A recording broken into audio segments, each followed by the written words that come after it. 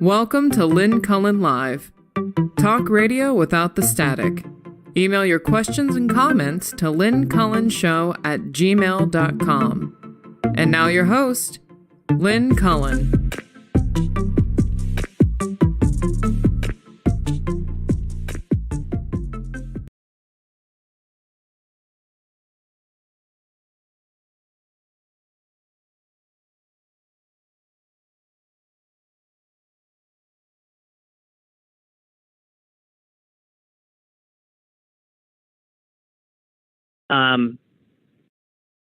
Am I not being heard? Because I think I'm on. Hello? Am I on, Kevin? I'm talking. So, stop. Oh, okay. Well, then why? Never mind. I told you, it's discombobulated. Jesus. That's a smooth open for you. Hi, hello. Let's pretend we're just starting. It's October 13, 2020. What? Who? I got my ballot in the mail. I'll tell you, there's a lot of hoops to jump through in these ballots, but nowhere near as much as the ones that the Republicans in Wisconsin have done to their voters. But I see how there is something, there's all this stuff on the envelope. After you've done your ballot, the hoops are on the envelope, much of them. And they're very clear. I think it's very clear. It says, today's date, required. Today's date, required. Sign here, required. And I guess, what is it? We're also discombobulated these days, also in a hurry, that even in something so important, wanting your vote to be counted. I'm sorry, Milton, Gigi, I see people squawking at me. You're on. And see, those come in later too. I mean, thank you though. Not quite on. I mean, really, because if I were on, none of this would be happening, right? You get my drift. I had a rough start to the day, okay? I admit it. My dog woke me up an hour before we normally get up. He seemed pretty insistent. I thought, all right, okay. And I stumbled out of my bed and I opened the door and let him out. And about 2 minutes later, there was this flurry of, flurry is not the right word. It was more than a flurry. What's the word? Just like chaos at the door. I mean, there was like boo, noise and then motion, and then I saw my dog come tearing back into the house. But I thought I also saw another animal in front of him. I thought, oh, dear God in heaven, no! Yep. Well, now there's a routine. I know. When the chipmunks come in, they make right there. See, I'm letting my dog out of my bed. My bedroom has access to the outdoors. So they come tearing right in and right under my dresser. It's a beeline from when they get in. And the dog this time was right on top of this poor little fellow. And I'm screaming, leave it, leave it. A command that usually works, but not in all the endorphins coursing through his body at that morning. And I just thought, can't deal with this. So I just started reading the Washington Post. While I heard this, my dog scratching under the dresser, all this, I just block it out. Can't deal with this now. There's no way I could get at the poor critter. The dog was still trying to. And then I noticed after a while that there was silence. And I was a little surprised at that. I thought at first maybe the chipmunk was doing what the last chipmunk did, which is just being incredibly courageous and just, quiet, just close down. But to make a long story short, that was not the case. The chipmunk was dead. And I could see one of his little feet sticking out from under my dresser.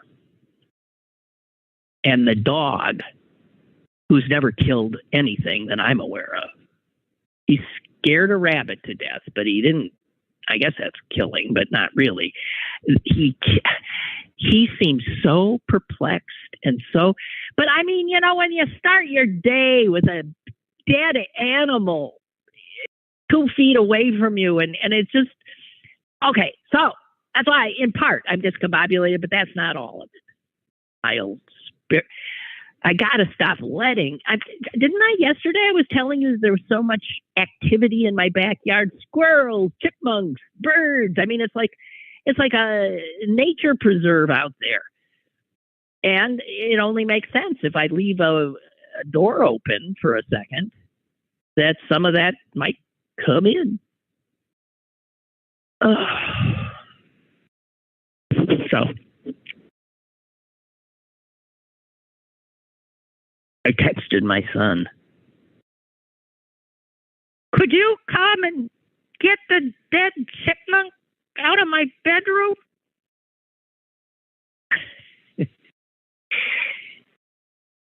Yeah. Well, God bless him. He did. But the dog really looked confused. I don't think he knew what had happened. And he kept going back and sort of sniffing this poor dead thing and wondering what was wrong with it. You mean we're not playing chase anymore? Oh, God. Okay, so anyway, that was my beginning today. And then, if you look, I'm going back to the ballot. If you look at the ballot, which I did, I haven't filled it out yet.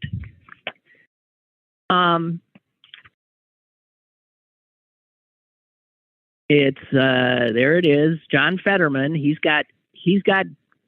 number one. He's before Mehmet Oz. I always like that. And Josh Shapiro is before. How do they decide that? They draw straws? I don't think so. Is it alphabetical? I don't think so, because Shapiro wouldn't be ahead of Mastriano. How do they determine ballot placement? And I don't think it can be just drawing because there's all these other candidates you never heard of. For instance, for senator, the Senate race, you could vote for a guy named Eric Gerhardt and Richard Weiss and Daniel Wassmer. And they represent the Libertarian, the Green, and the Keystone parties. And then there's a similar bunch of folks for those parties, but they all are underneath the Republican and Democratic. So does the Democrat and Republican get top billing? I don't know how this is decided. And then on my ballot, the next thing is your representative in Congress, and there are just two names there. But I can see where those two names might confuse some people, because it's one thing to know about it and one thing to see it. Because the two names are Summer Lee and Mike Doyle. Now, I got to tell you, if you don't know, Mike Doyle has been the congressperson from the 12th District of Pennsylvania forever. So that name is, everybody knows that. But he decided to retire this year. So the Mike Doyle that's on the ballot is not Congressman Mike Doyle.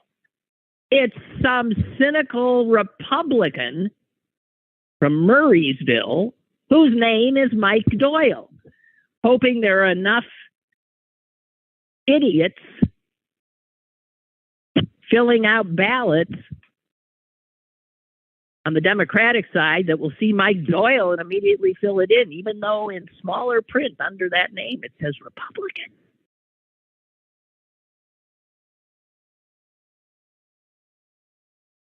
And then there's also something that I did not know about, and I don't even know what the right vote is. It's clearly something that, shall I bore you with this? Because this is on the ballot if you're in Allegheny County.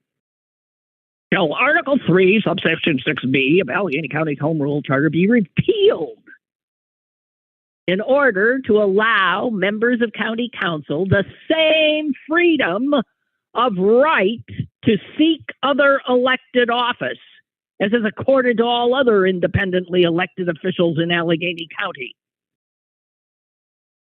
So in other words, I guess the way the charter currently reads is if you hold a seat on Allegheny County Council, you cannot seek any other elective office, which is not the case if you're, say you're whatever, I don't know, you're on city council or you're on, I mean, you can run for another office.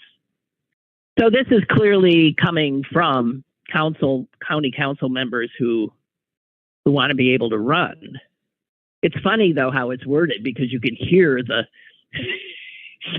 you can hear the umbrage in the writing of it.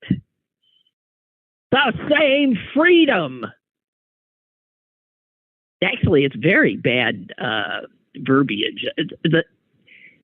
In order to allow members of county council the same freedom of right to seek. What? You see, the word freedom doesn't really fit there, but they put it in because it's such a charged word. What it should have said is allow members of county council the same right to seek other elected office. But instead, they wanted freedom in. So now we got the same freedom of right to seek. Freedom of right to seek? Anyway, it's, and I don't even know. Should we give them the right or not? I think if you're already on county council, I know it's just a part-time job, but isn't that one that's enough? I don't know. I might be contrarian and say no, just to be obnoxious. We got a caller. Hello. Hello. Hello. How you doing today? Hey, I was feeling pretty optimistic about the election, and now I know I'm feeling optimistic. I know the Republicans are going to win where they cheat. Yeah, they're going to do okay on some stuff. But there's one guy that I'm so glad that he said Democrats are going to have a good night, and it's the same guy that said Hillary Clinton was going to lose.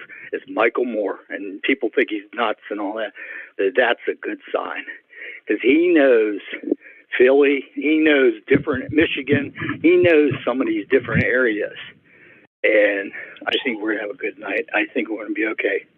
I'm not saying we're going to, but we're going to. Okay, well, listen, all I can say is I don't know. And I hope to hell Michael Moore is right and you're right. And but being the pessimist by nature I am, I get queasy every time I think about it. So I hope you're right. Now, we'll know soon enough. The country's in trouble. Yeah, I still think it is, even with all the elections.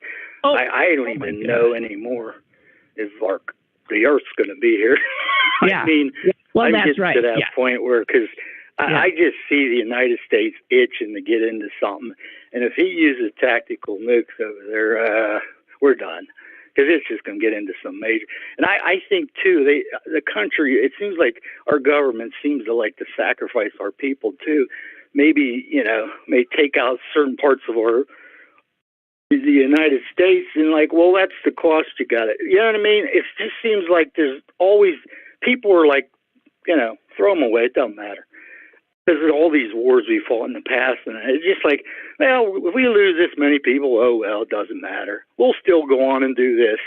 It just, I just think it's all corrupt. Yeah. I'm just at that point. I'm all like, right. Well, so I you're go back and hopeful forth. and cynical Like, at the same I time. go to the dark side. I go to the side you're on all the time. Yeah. It's not. It's not difficult. Yeah, it's not. It's more fun to be on the dark side, though. I think. No, it's not. Oh no, it's not. Really? No, it's hell. But anyway, let's hope that your more hopeful nature proves to be correct. That's all. That's all I can say. Yeah. Try to think. Okay. Okay. Thank you. Bye. Bye. Yeah. No, we're fucked. Excuse me. I didn't mean that. Well, who cares? Anyway. Oh.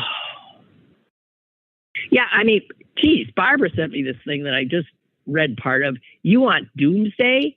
This is, come on. This is,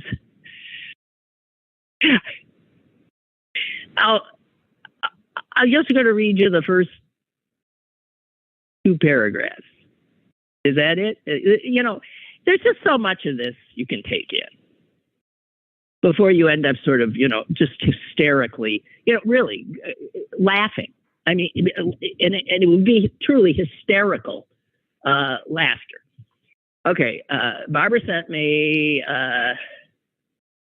this. It blames everything on the fact that we apparently are not well educated, and how the culture gap is now lethal. How America is in hyper collapse, made of bots and fake news and hacked elections. Not just demagogues and speeches, which are radicalizing people already left ignorant by failing education institutions and civic norms. And then they go on to say how a group of concerned climate scientists, you know, did anyone ever write the word climate scientist without the adjective concerned in front of it? These guys are seriously concerned. Anyway, a group of these concerned climate scientists said in a peer-reviewed article, meaning it's not fake news. Quote, in our view, the evidence from tipping points alone suggests that we are in a state of planetary emergency. Both the risk and urgency of the situation are acute. And then this article goes on to say, and so what did we do about it? Nothing. These concerned scientists have been saying this stuff for decades. And then they point out how, and then you got the climate stuff, and then you got the COVID pandemic, and then you got the increases in authoritarian rule threatening democracy here and abroad, and the refusal of world leaders to deal with any of it, or with the presence of a vast nuclear arsenal, which is now, you know, up front again because of Putin's possibly civilization-ending invasion of Ukraine. So,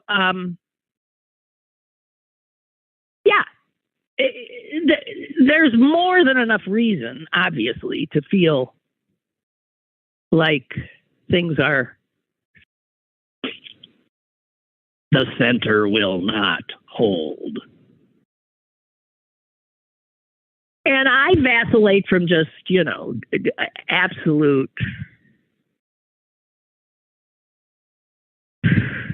not terror, because I don't know that I can imagine where we might be heading. I don't know that I'm able to, or willing to is probably more correct. But this sense of true foreboding and also wanting to at least extract as much pleasure from my day-to-day existence as I can, while not doing so in an unseemly manner, given the world is coming to an end. You know what I mean? I don't know. I wanna grab what joys there are. The hell else are we to do? And then, when you're not grabbing joys, you should be actively resisting the bad guys.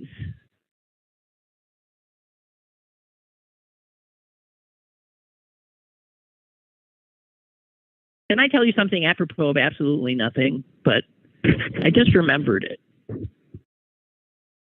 And it's because things are changing so rapidly, and it does destabilize our sense of place and security, and of our sense that we know the world around us. Most of our lives, you just had some sense that you sort of got it. You knew the sun had come up in the east and set in the west. And you know what? I mean, now, if all of a sudden the sun started coming up in the north, it would just be one more thing we'd add to our what the fuck, right? I mean, things are just out of joint. So, walking my dog, as I do 2 to 3 times a day, I have gotten, obviously, to know my immediate neighborhood in ways that I would not if I did not have this canine companion. And I think when you do walk regularly, you notice things about other people's homes, and there's certain things and places that, you expect them to be there, right? Your immediate environs sort of, take on a solidity, which is comforting in this changing time. Now, there were 2 odd things I don't do the same walk every day, but on one of our walks, we end up going down one of those incredibly steep Pittsburgh staircases. And it lands us on a pretty busy street. And at the end of that long staircase has been a car parked, unmoving, for well over a year. The same car. And you recognize it because it's not a car that looks like most of the other cars these days. It's an old car. It's one of those, and you would think that I would be able to tell you I'll tell you what it is. It's a 67, blah, blah, blah, blah. But my curiosity about the car has never extended that far. It is just one of those big, old, long as hell sedans with big fins and big front. I mean, it is so long. It's as long as like a hearse, only it's just a regular car, low to the ground, not in very good condition, you can tell. And I just assumed it had been abandoned there because it never moved. I also wondered why there was never a ticket on it, since there is street cleaning. Isn't there something about just you can't abandon a car? So I once was tickled to see a parking ticket. There was a ticket on the car. And then that eventually disappeared. And then maybe a few months later, there was another ticket on the car. Whatever. But the car stayed. It didn't move. And then about 2 blocks up the same street, there was another car that was always there. This car was in someone's driveway. And I watched over the years as vines, ivy, curled around the rear tires and up over the trunk. And there was something so solid about that car by virtue of nature having just claimed it. I mean, you know, if you see a car with ivy all over the tires, that car hasn't moved in some time. So those 2 solid cars on my walk always bemused me. I never could walk by either without noting them. When I got back from my recent trip to Wisconsin and found myself going down those stairs, I was blown away. Because the big, long old car was gone. And the other car, which is most astonishing, the other car with the ivy wasn't there either. Both of these cars disappearing in the same week after such a long period. Well, I just thought, for some reason, the very fact that I'm telling you about it now shows how, in a way, how unsettling, how unsettling I found this disappearance. I considered those 2 objects to be like solid, my forever cars. I mean, I wondered about those cars. Why?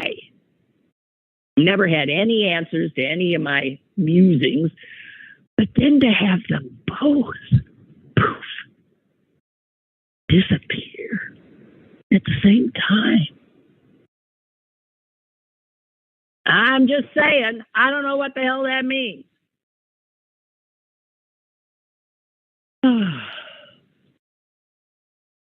Margaret says she's making popcorn to watch the January 6th hearing. Yeah, that's on, what is that, 1 o'clock? You know, I've got a meeting at 1 o'clock, damn it, and I can't change it. But I'm sure I'll be able to, because you know what though? You know what I was thinking?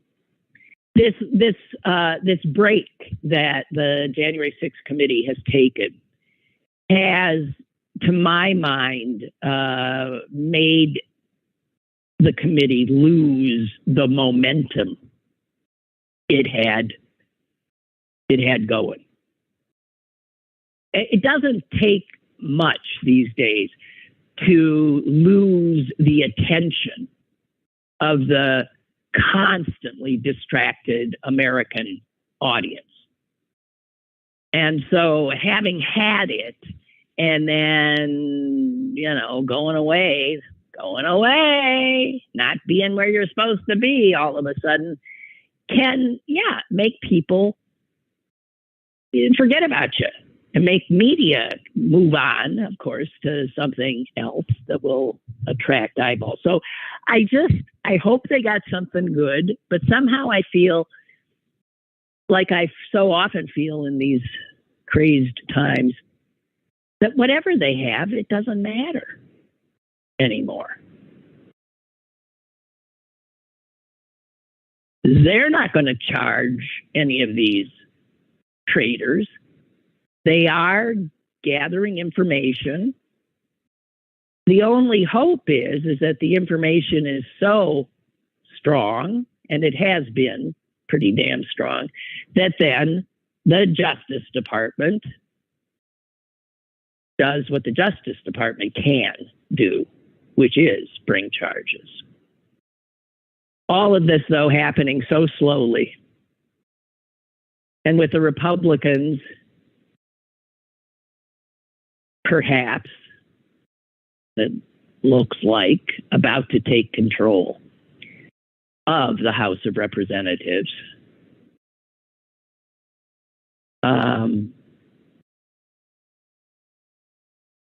We're in a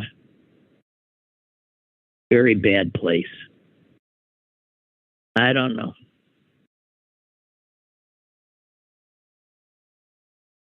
Let's see what we got here. I'm just looking. Roger writes, my wife sent this Instagram post to me last night. It's from John Fugel saying, whenever I feel that America has never been this divided, I remind myself that 700,000 Americans dying in a civil war is just a bit worse than dudes being total dicks on Twitter. Well, yeah. The times we are in is much worse than dudes being total dicks on Twitter, because we have fascists in our government. We had a white nationalist fascist president. We now have a party that is full-on fascist. So I wouldn't, just because the Civil War happened does not mean that something different but potentially equally destructive of the nation is not happening now. So I'm not going along with him on that. Just not.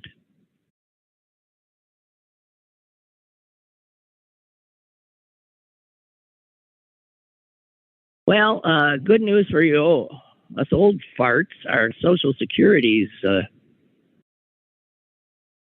going up, right? Highest increase in Social Security payments in decades. Whatever you're getting now, it's going up by 8.7%. Starting in December. And I guess that's good because the latest inflation numbers came out and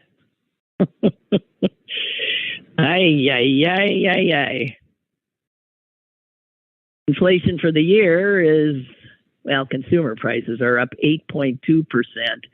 So I guess Social Security payments being up 8.7 is, yeah, it's about right. Believable. Other news that came out today is the MacArthur Awards. The Genius Awards were announced. 25 people now, $800,000 richer, and some serious bragging rights. And yet again, I didn't get it. I'm too old. They definitely, you age out at a certain point. Not that I ever would have gotten it anyway, but you do age out.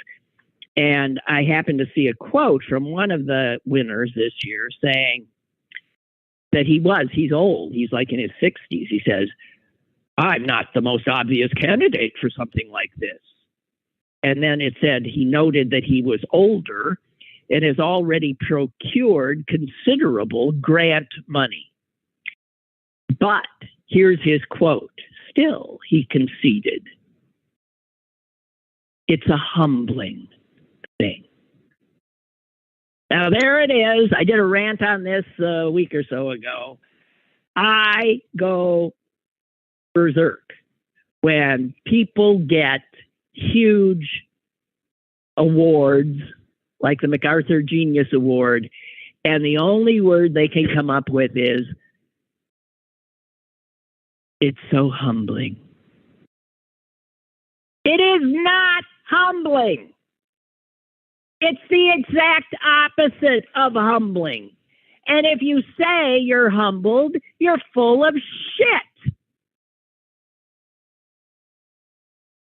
You're throwing a party tonight. You're popping champagne bottles. That's not what a humbled person does. And this humbled genius had the gall, before he said it was so humbling, to make everybody know that he's one of the older ones, which means he must really be a genius if they still gave it to him. And secondly, that he already had shitloads of grant money by virtue of his genius. So who needs the 800 thou? And yet he's humbled. Barf. So anyway, there's 25 newly humbled MacArthur geniuses today. I'm very happy for him. I don't want to seem like I'm,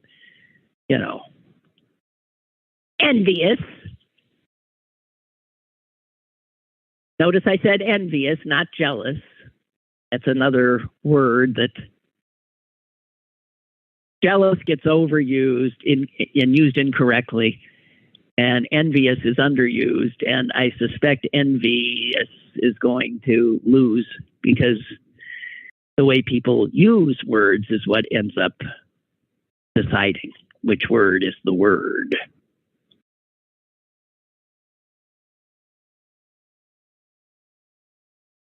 I've been holding on to something here for some time, and it relates to something that I also ranted about. I rant a lot about the eds and meds, the educational institutions and the hospital in Pittsburgh that don't pay their fair share of upkeep.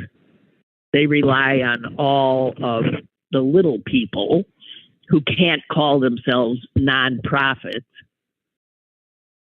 to pick up the bill. And every mayor since I've been here has said, I intend to make these guys pay their fair share. Why, there's been all kinds of efforts. There's Ravenstall, I remember, made an effort. Murphy made an effort. Peduto had some kind of plan. None of them go anywhere. Gainey's got something now, maybe. I don't know. It doesn't work. The law lets these hugely rich institutions off the hook. And they're more than happy to let the rest of us pay for the ambulances that come and serve them, all the emergency vehicles, the roadways, the everything. And I saw this little item about how the zoning board in is it the zoning board of the city or the county? I think it's the city. The zoning board did what the zoning board always does, which is said, oh, sure, go right ahead. When Carnegie Mellon asked for a change in zoning in a residential area that they are scarfing up the homes in. And every time Pitt, CMU, Duquesne, UPMC, all of these entities decide to grow, and they're all growing, have you noticed? Then what they have to do is acquire properties that adjoin theirs. Now, with CMU, some of those properties are some really nice homes. And this particular zoning request has to do with a little road called Devonshire that has all of 11 homes on it. It's a little cul-de-sac. It's pretty much where the WQED is, tucked right there. And for the last 8 years, Carnegie Mellon has been, I guess, offering people who live in those homes offers they can't refuse. And so they've been buying up these homes. 4 in 97, 3 in 99. They picked off one in 2003, another in 2018, another in 2022. There's just 2 houses that are still holdouts where there are families living. Now, just stop and think of what happens. Those are nice homes. So there's a hefty real estate tax that those homes pay. There were 11 houses. CMU has picked off 9 of them. Those 9 houses that used to pay taxes, real estate taxes, to the city, since CMU has owned them, those taxes are gone. CMU doesn't have to pay them. Only Joe Schmo living in the house has to pay them.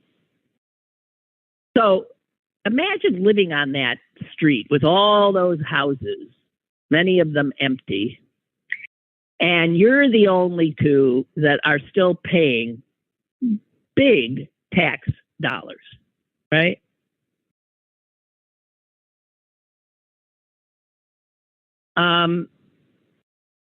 So CMU needs a zoning change to continue doing what it does. And what it does is go to the zoning board and say, please, can we do this, that, and the other thing? It doesn't even matter at this point what exactly it is they wanted to do. But the zoning board always says yes. And this is where we are wrong. We, the city, have leverage over CMU with the zoning board. And this is what Boston did to get Harvard and all those other universities there, BU, Emerson, all those universities to pay their fair share. They used things like their zoning board and said, no, we're not letting you take these houses off our rolls. We'll negotiate here with you. And so Boston used the leverage it had to force their eds and meds to pay God knows what, somewhat more. And we never use this at all. I'm just saying, it makes me insane. We got a caller. Hello? Hey, Lynn, it's Mike in D.C. Hey, hi. Oh, and I'm not in D.C. anymore. Where am I? No, you're not. I was going to tell you. Where the hell are you? Yeah. I'm actually typing an email to the mayor right now to tell him to do what Boston did. So anyone else can do that too. I don't know if he wouldn't know about that. But why don't they do it? Why don't they use that? They just roll over because that's what they've always done. You know the Here's what I want to ask. Would CMU get so angry that they'd say, well, then we're leaving? They're not going to leave. No, they get so angry, they'll say, we're not going to donate to your next election campaign. So naive sometimes. Anyway, I didn't call to talk about that. I called to talk about abandoned cars in the city. As you're telling that story, I'm thinking, call 311, call 311 and tell them.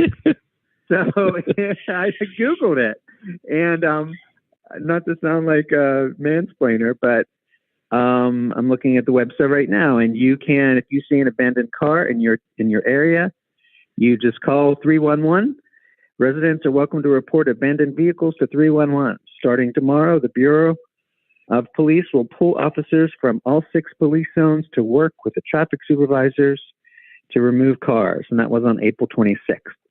So they must have, some good citizen must have called and said, there are 2 abandoned cars in my neighborhood, and they came and they took them. Well, I didn't want them to go. What did you want then? I liked them being there. They were part of my neighborhood. They were both odd.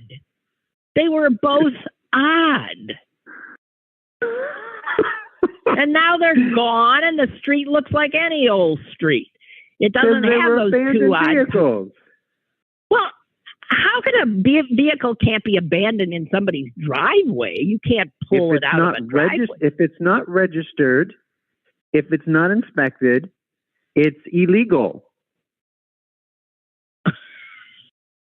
Oh, thanks for reminding me. Oh, I got to get an inspection. Okay, thanks. Thank you. Where do you go? 'Cause I need a place to go. I'll email you because I need a place to go. Well, I go to a very little place right here in the neighborhood. That's what I want to do. I don't want to go to my dealer. Well, email me. Okay, I'll email you. I'll tell you where to go. Okay. Well, goodbye, everyone.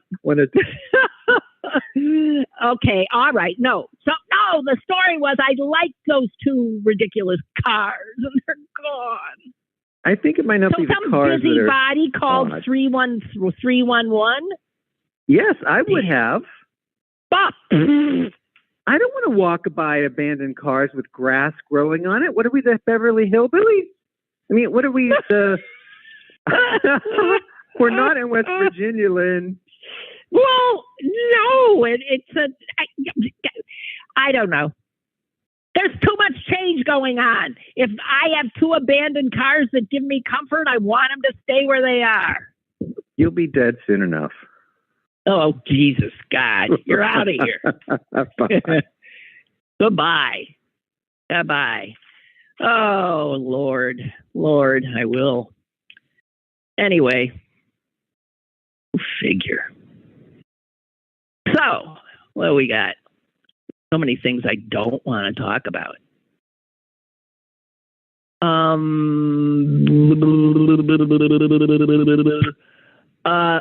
I just heads up. I'll know more about this in the future, but I believe that City Paper is going to sponsor a watch party for the Fetterman Oz debate. So if that's something you'd like to do with like-minded people, there'll be a watch party at the Square Cafe, which is no longer in Regent Square. It's now in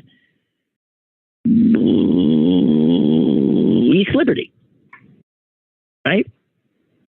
East Liberty, like a block down here. This is a Pittsburgh way of a block down from where the Whole Foods used to be. Okay, and next to the Salvation Army, there on is that Center? I get Center and Bomb mixed up, and I will until my dying day. Whatever, but it'll be there, and that's I think a Tuesday night. Fetterman Oz. It's the one debate. It's a biggie. And, national news has been doing story after story on it. Can Fetterman do it? And as I told you, he's a lousy debater. So it could be a very consequential time. And there'll be, I'm sure the folks at City Paper will make it fun. So if you want to not do that by yourself, freaking out and wringing your hands and would like some folks around you, consider, Square Cafe for the Fetterman debate.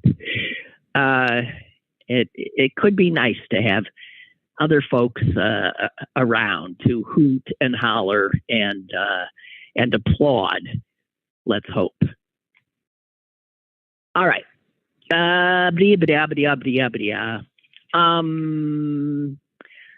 Here's something that scares me more than just about anything else. I've talked about it before, but I'm going to talk about it again because I think given the state of our government, the corruption of it on so many fronts,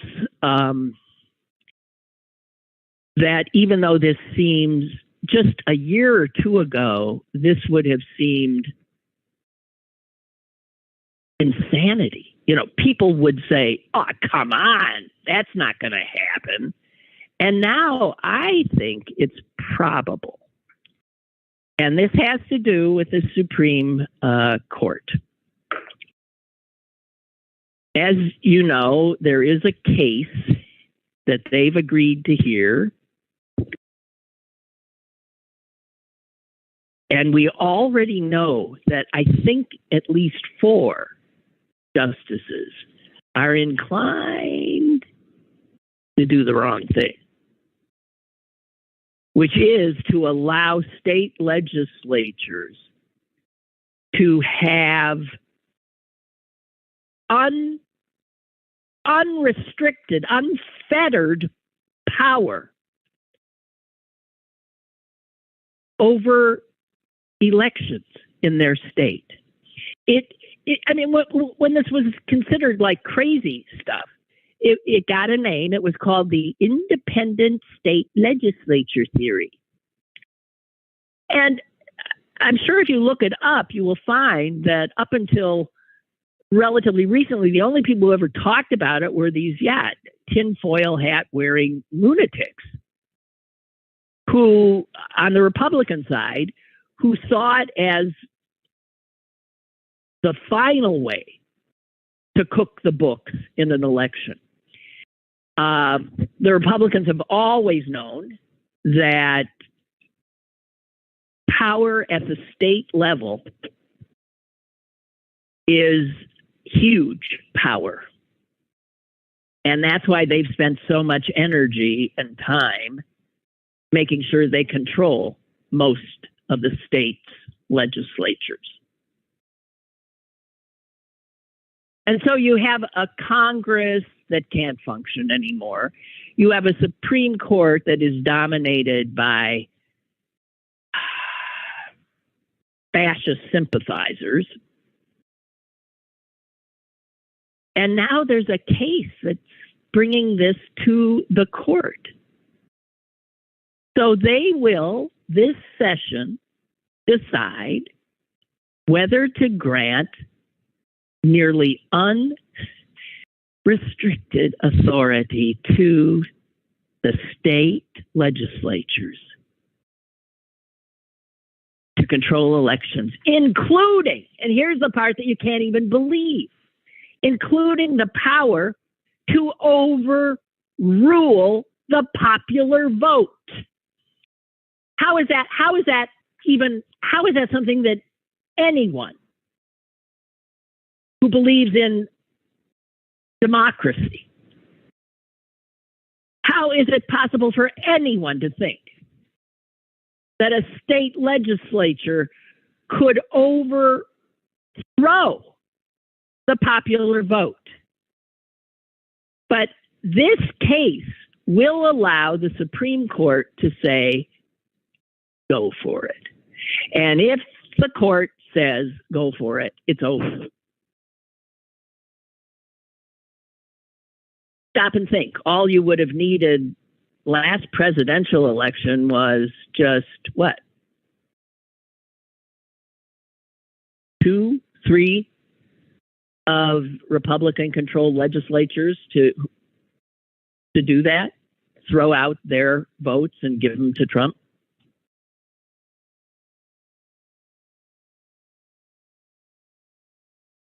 If the court does what is unfathomable to me, state legislatures, most of them are Republican, could overrule the popular vote in presidential elections by refusing to certify the results and to instead do what Trump and the seditionists tried to do on January 6th, which is come up with a different slate of electors and say, these are the guys we certify.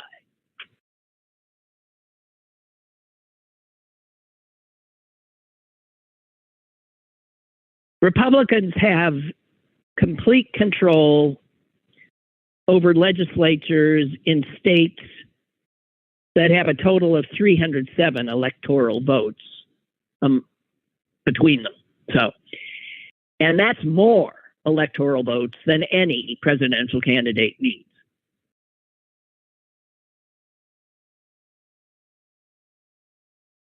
They also hold majorities in many of the battleground states. That would be Pennsylvania, Wisconsin, for two that I know of. And which all this means that if this court, this corrupted, politicized Supreme Court, endorses this whacked out, independent legislature theory, then a close presidential election could simply be overturned by just a few of these Republican legislatures. You'd only need a few.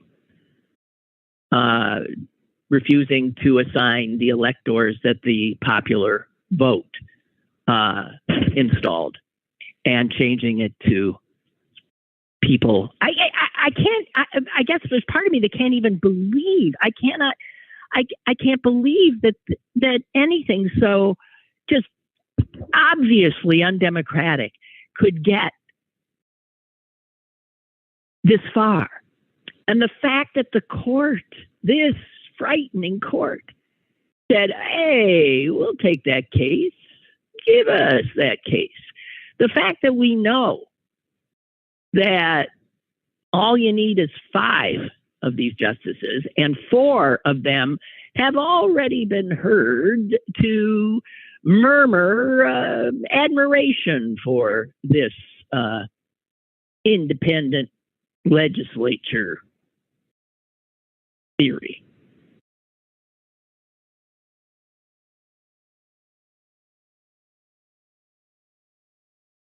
I think more than almost any of the things that can keep us up at night, that's the one that scares me the most. I mean, it scares me so much that I haven't wanted to even talk about it. But I decided, I guess, to do it. So there you have it. Oy.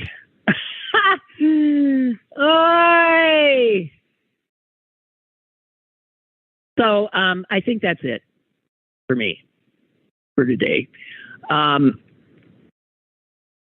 I'll be back on Monday unless Vladimir Putin decides otherwise, or I don't know. God help us all. Anybody knows what happened to those 2 cars, let me know.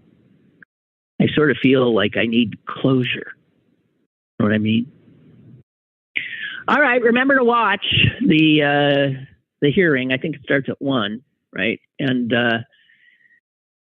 hope that they've got some smoking gun or something. Have a great weekend, and I'll be back on Monday. Bye-bye.